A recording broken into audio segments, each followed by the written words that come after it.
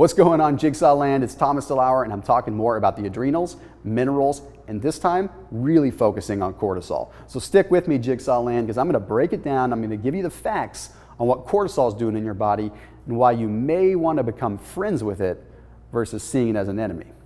Let's get down to the science of the adrenals, and let's get down to the science of stress and cortisol. What I want to talk about today is how stress directly impacts cortisol and how high cortisol levels affect you, and how high cortisol levels ultimately turn into low cortisol levels, which cause even more damage. And then lastly, at the end of this video, I'm going to give you the main 3 causes of adrenal fatigue that directly have to do with your cortisol levels. But first and foremost, we have to understand what happens when we are under stress. See, it starts when we get stressed out. Our brain sends signals to a small gland that sits above the kidneys known as the adrenal gland. And that adrenal gland produces a lot of different catecholamines, okay? It produces a lot of different hormones. But for the sake of argument today, we're just going to talk about 3. The first one that it produces is adrenaline. We all know what adrenaline is. But what we don't really realize is that adrenaline really focuses on just a couple of things. Adrenaline is the fight or flight hormone response. Okay, it's the job of adrenaline to get you amped up, to get you that initial surge of energy that you need to get a job done. Then there's another catecholamine or hormone released, and that's called norepinephrine. Now, norepinephrine and adrenaline are very, very similar, but norepinephrine's job is more so to give you alertness. Okay, its job is to actually divert blood away from the organs and get you blood to where you need it right out the gate. Then, when we're stressed out, the third hormone that the adrenals produce is cortisol. This is the one that we all hear about, the one that we really don't give enough credit to because it's really more good than it is bad. It's really our own fault that it turns bad. What cortisol does is deliver glucose to the cells so that the cells can have energy. So when you get stressed out, it's like a 3-part equation. Adrenaline gets you that initial surge. You can ride on adrenaline. It's like a fake energy that you get for a little bit. It's like artificial. Okay, norepinephrine diverts the blood away from the organs, out to the cells, out to the extremities. Then, as a result of the norepinephrine carrying the blood away, the cortisol increases blood glucose levels. So the cortisol increases the sugar in the blood, so the norepinephrine can move the blood to get to the cells in your extremities so that you can burn the glucose and have energy to run away or fight or whatever you need to do. So you're not getting blood flow to your brain, that's for sure. Okay, so let's talk a little bit about how this cortisol actually works in your body though. Cortisol also slows down other functions in the body. So it's going to slow down your digestion, it's going to slow down your immune system, it's going to slow down your reproductive system, and the whole purpose of that is to make sure that your body is only focusing on what's important at a very given point in time. You don't need to be focusing on having sex when you are running from a tiger. But you can see how if we have chronically high levels of cortisol, that's not good. It's going to make our immune system suppressed. It's going to make it so we're not digesting food. It's going to make it so we don't have a sex drive. It's going to make it so our brain doesn't function well. Well, believe it or not, having a high level of cortisol isn't really the problem.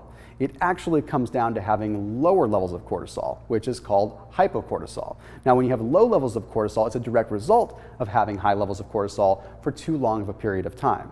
Now, there's a couple of different reasons behind why you might ultimately end up with low cortisol, but most of them are pretty much hypothesized. We don't really know a solid way that this is happening or a solid reasoning, but it's been shown in a few studies to have to do with the hypothalamic pituitary adrenal axis, which is the communication between the pituitary and the adrenals.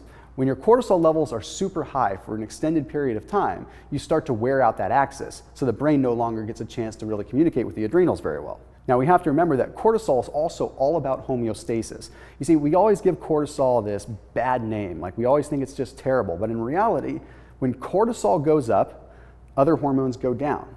When cortisol goes down, other hormones go up. You see, it's always just a balancing act, and cortisol weighs a lot more. Cortisol can weigh down and cause other hormones to go way up, and when it's up, the other hormones go way down. So you can see how if cortisol levels are elevated, then it's throwing off that balance. But if cortisol levels are low, it's also throwing off that balance. You see, cortisol really holds the power to keep our body in a positive state as well too. So if we have it too low, it's just as bad as if it's too high. But why exactly does cortisol get low, and why is it almost worse than having cortisol that's too high? Well, you see, high cortisol levels over an extended period of time will cause brain damage. They can actually cause your brain to not function very well. Now, a couple of doctors, Hellhammer and Wade, actually did a study a few years ago, and they found that very much so, cortisol did affect the brain. So they saw that it was actually a downregulation process to protect the brain. When cortisol levels were high for extended periods of time, eventually the body steps in and says, wait a minute, this is going to start becoming damaging to the brain. And we almost like have this physiology built in that tells us it is bad to be stressed out. We shouldn't be stressed out that much. Now, the other thing we have to look at is corticotropin releasing factor downregulation.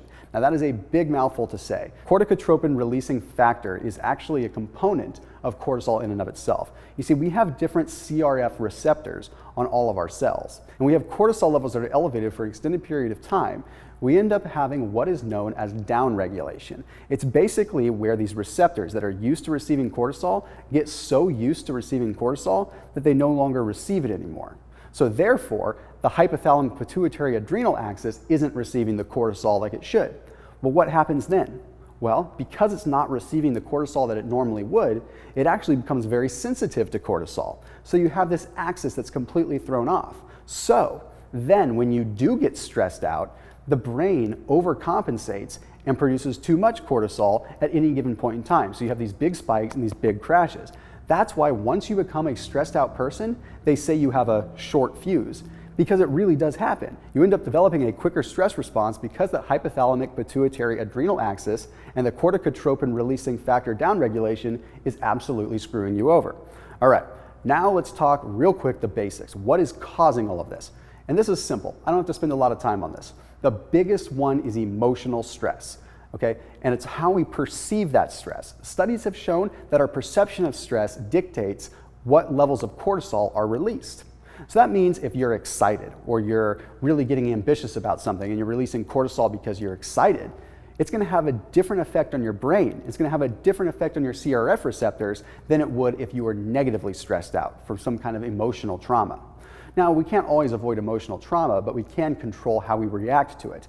And that's the big thing. If we can control how we react to emotional trauma, we can control how long our cortisol levels stay elevated. Because if there's anything that you're learning from this video, it's that cortisol levels should not be elevated for too long of a period of time. Okay, the next big one is sleep. Sleep resets our corticotropin releasing factor regulation. Basically, it makes it so that your body can respond to cortisol better.